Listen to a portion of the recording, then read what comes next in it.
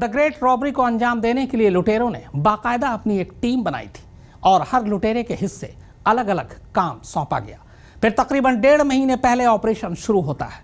और हाँ, आपको बता दूं कि यह परफेक्ट सुरंग किसी एक्सपर्ट ने नहीं बल्कि एक बढ़ई ने खोदी थी।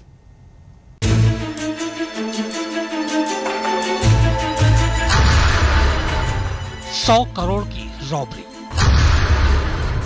100 फुट लंबी सुरंग, 1.5 महीने की खुदाई, 5 लोगों की साजिश। हरियाणा की सबसे बड़ी बैंक रॉबरी की साजिश का जन्म इसी घर और घर की वजह से होता है।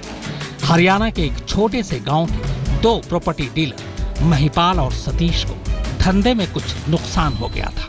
इसी के बाद सतीश पहली बार आइडिया देता है बैंक लूटने की।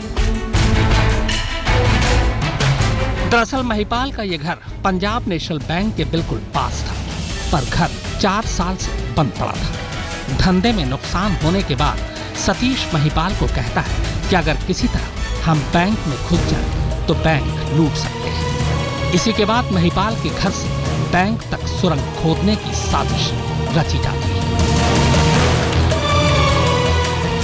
साजिश के तहत महिपाल अपने गांव के 3 और लड़कों को अपने साथ शामिल कर लेता है। इनमें एक मेडिकल कॉलेज में लैब अटेंडेंट था, दूसरा गांव का बढ़ई और तीसरा बेरोजगार। अब ये 5 लोग मिलकर 1.5 महीने पहले यानी सितंबर में सुरंग खोदने का काम शुरू करते हैं।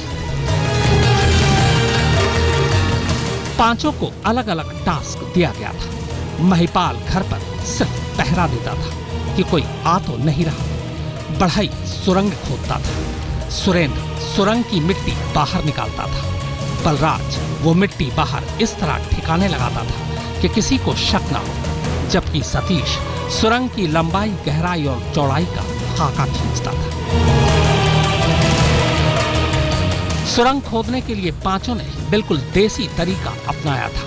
इसके लिए वो खुरपा और गैंती का इस्तेमाल करते थे। खुदाई के दौरान बिल्कुल शोर न हो, इसका पूरा ख्याल रखते थे।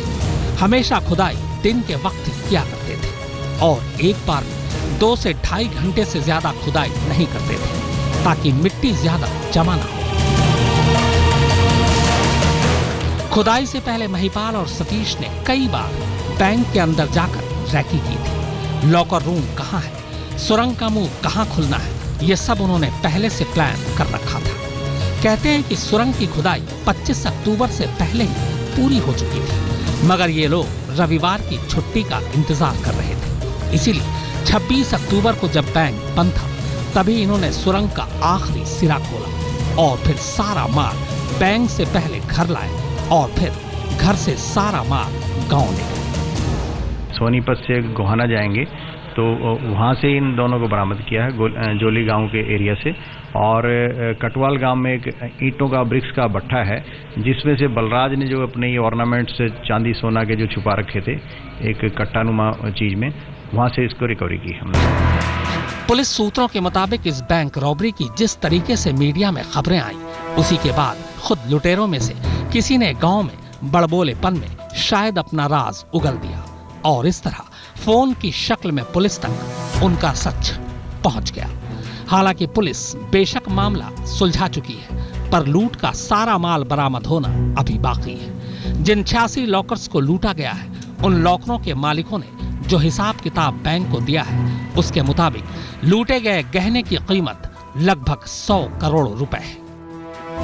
हरियाणा की सबसे बड़ी लूट की इस वारदात को अंजाम देने के लिए बदमाशों ने जो योजना तैयार की वो बेहद शातिराना थी। बैंक की रैकी से लेकर किस जगह से सुरंग का निर्माण करना है, ये बदमाशों ने पहले से ही तय कर लिया।